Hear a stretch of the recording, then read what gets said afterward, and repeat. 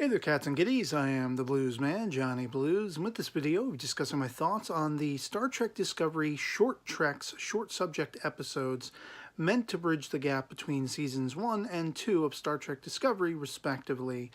I figured I'd, chime in with my thoughts on this since I haven't talked about anything Star Trek on this channel, apart from the Orville. Arguably so, in a while. And for those new to my channel, you may not be familiar with the fact that I actually covered the entirety of the first season of Star Trek Discovery in episodic discussion videos, much like this.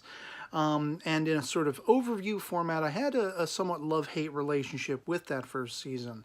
I enjoyed a lot of it. I would say I enjoyed it for the most part, but I definitely had a lot of issues, and not the sort of bandwagony, oh, this isn't Star Trek sort of pitchforks and torches claims that some people make. It may be Star Trek in name only to certain people.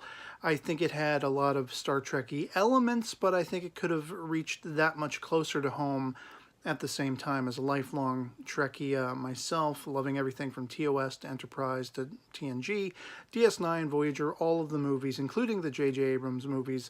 There is something, at least to my personal tastes, in every iteration of Star Trek that I can find enjoyable, relatable, that I can like and get entertainment value out of. Discovery being no exception. Most people don't seem to want to, swallow it with a spoonful of sugar and consider it anything even remotely looking as a proper Trek, that kind of thing. But I definitely think it had its redeeming values, few and far between though they may have been. And so let's get to these short treks, these short subject episodes, as I say.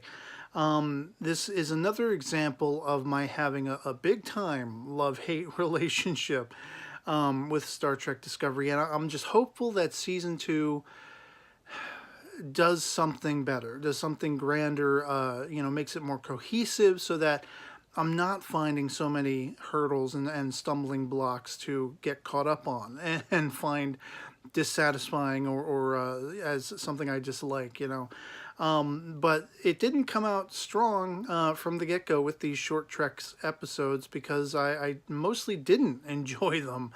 I didn't find them resounding, and they really got off to an awful start by making the character of Tilly be the focused character of the first episode in this, 4-episode stint, Runaway, as it was titled. I can't stand the character of Tilly. I can't stand her. I'm not that big a fan of the actress, the way the actress portrays the character. I am told over on my Facebook account that she is a fan-beloved character for those who actually watch the show and give the show a chance and everything like that, and I cannot tolerate her. Having an entire, 15-minute episode segment mostly revolving around her, it was just like, oh, jeez, facepalm time for me. And then the actual sort of story of the episode, it was just cliche and predictable and, almost sort of trying to pick little aspects of homage that I don't think were very complimentary in the end, from Elan of Troyes to, whatever else. I mean, I'm not going to go through a whole list of things it's trying to pick upon and pick threads on, and try to reinvent the wheel. It seemed really, overly predictable. There were aspects of it that were a little bit, I don't know, inexplicable as far as why the stowaway alien in this case was somewhat showcased as being very animalistic, and yet she's really highly intellectual at the same time and can communicate, and all this stuff. And after, of course, Tilly figures that out. And they both, sort of the overriding message of the whole thing is, you have to sort of decide where your future is going to take you. You have to make decisions about your future and not sort of, coast on what others expect of you, the expectations of others and things like that, which is it's a solid notion. I just have to call into question whether or not it was effectively portrayed in this episode, especially given that I couldn't stand, the character it's focused upon, who's, sort of teaching this lesson to this alien. And I don't know, it just seemed really ham-fisted and trying to be overly Star Trek-like for a lack of that, essence in other episodes and, throughout the course of Star Trek Discovery Season 1. Episode 2, entitled Calypso, I found to be highly intriguing as a standalone effort. As a Star Trek thing, as a Star Trek Discovery thing, it was kind of, yet again, inexplicable to me, because we're like fast forwarded 1,000 years into the future or whatever it is, and you have this guy drifting in space in this small vessel, an escape pod or whatever it is, and he stumbles across the Discovery, which is just stationary, sitting stationary, like outside this nebulous region or whatever it is, and it's been there for a very long time. Nobody is aboard, and it is controlled now by an AI, a very communicative AI. And there's this whole sort of, love affair thing that happens with a classic musical in influence, and it just, I don't know, as its own thing, it could have really felt like a sort of proper Twilight Zone or Outer Limits episode on its own.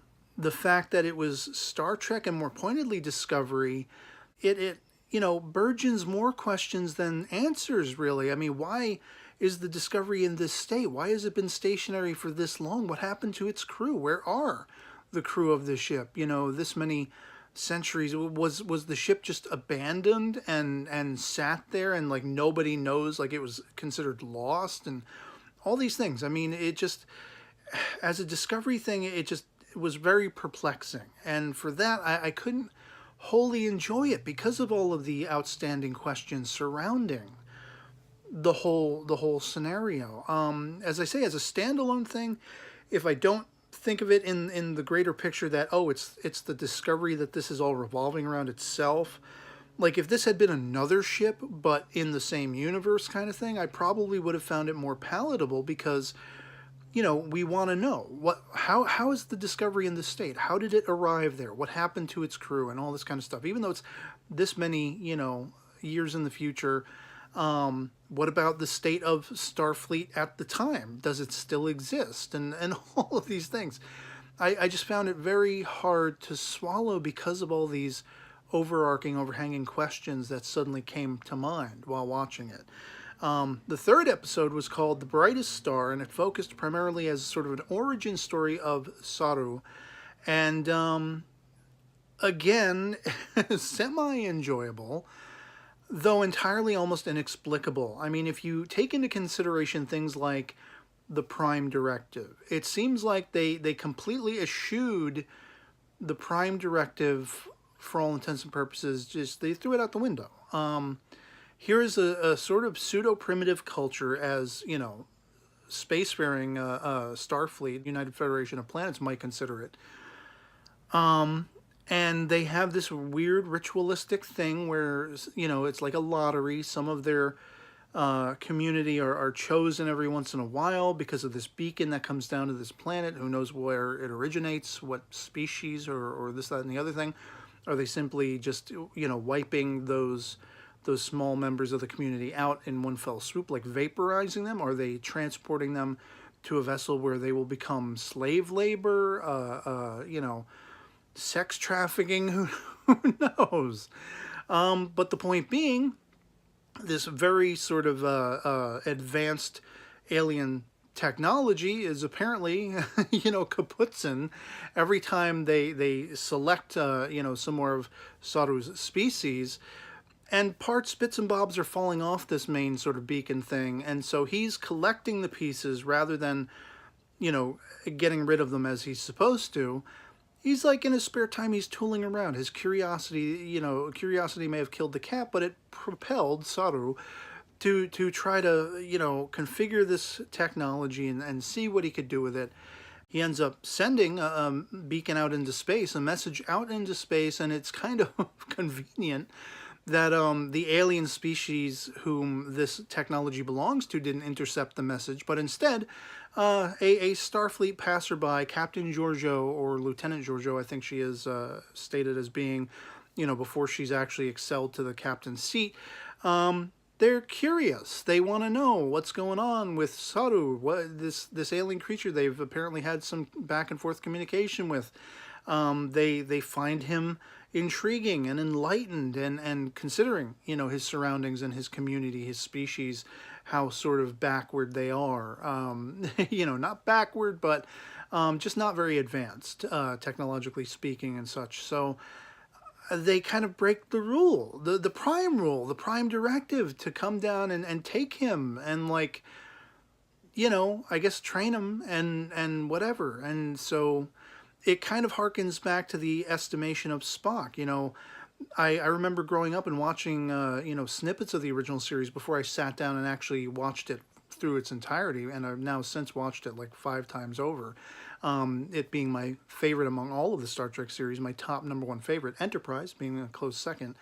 But it reminded me of how I used to hear Spock described as being the lone Vulcan on a ship full of humans, you know, and there were speculations about his origins. We knew a little bit about him from The Cage. We knew that he was on the Enterprise before Kirk with Captain Pike, and we see a little bit of that in the Menagerie, you know, bits and bobs that were carried over by Gene Roddenberry very expertly, adding that to the Menagerie two-parter and whatever. But you know, that estimation, like, here is Saru, he is the lone figure of his species, and he is the lone representative of that species in Starfleet for all intents and purposes. And so, I don't know, it's weird. It's, again, it's a 50-50 love-hate kind of thing where they broke the prime rule to bring him into this environment. And, you know, where does that leave the rest of his species?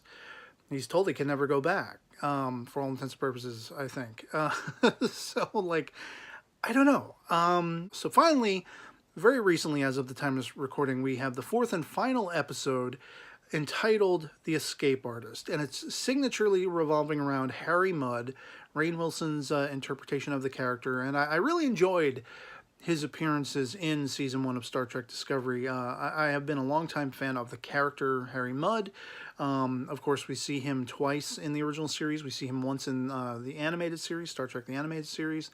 And I just always thought he was a goofy, buffoonish, funny character, but he definitely has a dark side.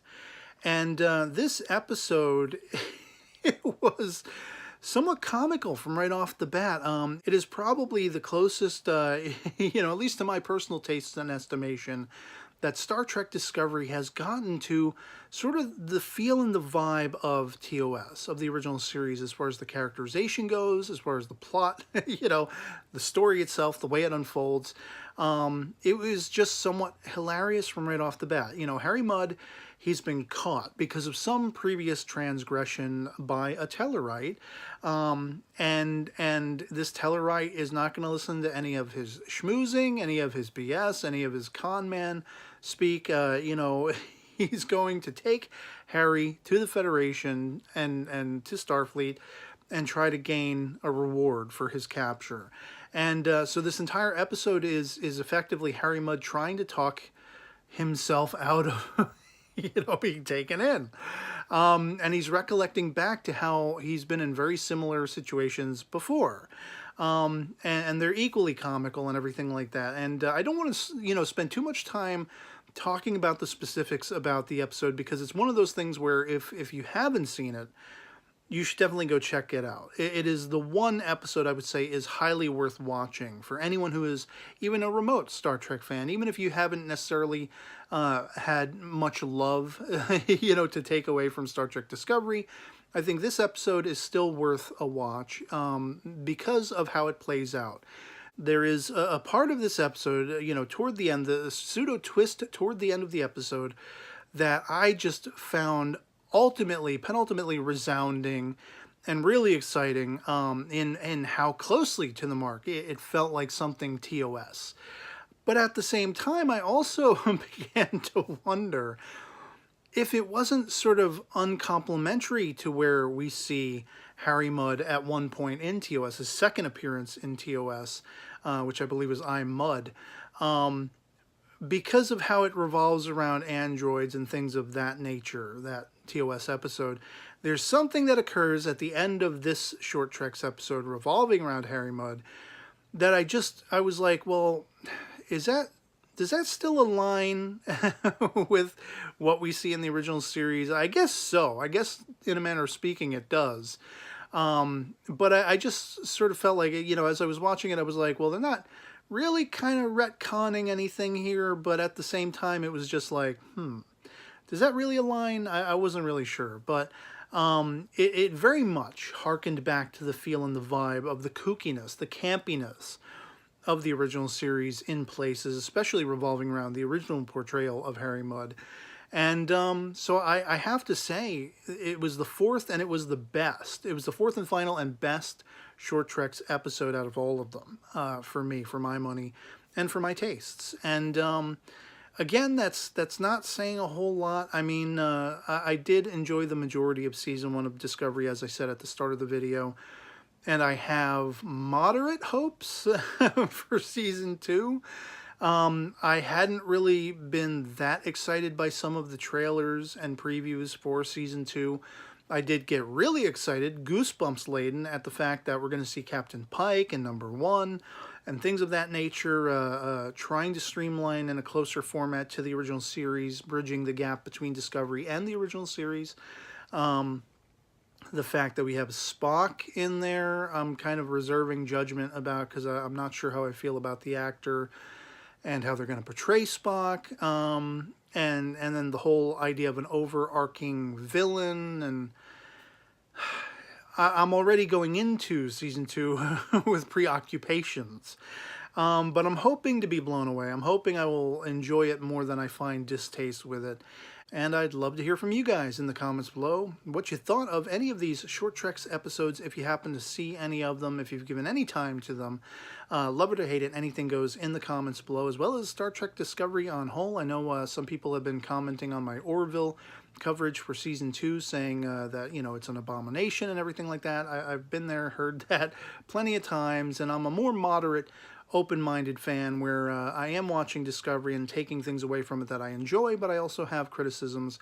And so I'd very much like it if you're respectable and a little more on the fence, rather than just lambasting it without actually having watched it and just going by hearsay and things of that nature.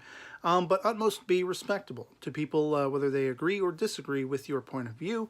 And at this juncture, if you enjoyed this video and would like to consider supporting my channel, I'd like to ask if you would have a look at my PayPal contribution link posted both in the description as well as the comments below, where you have options you can explore very much akin to Patreon, where you can set up a monthly contribution, a one-time only kind of thing. You can send me a personal message alongside a contribution, where you can request topics I may discuss in the future, ask for shout-outs, make recommendations of things I might check out, and such like that. And it would just go far and away to keeping up my longevity on YouTube and be 2 thumbs up for me, whatever you saw fit to send my way. And so yeah, otherwise that'll be pretty much it for me on this. Hope this video finds you well. Live long and prosper, and I'll catch you later. Peace.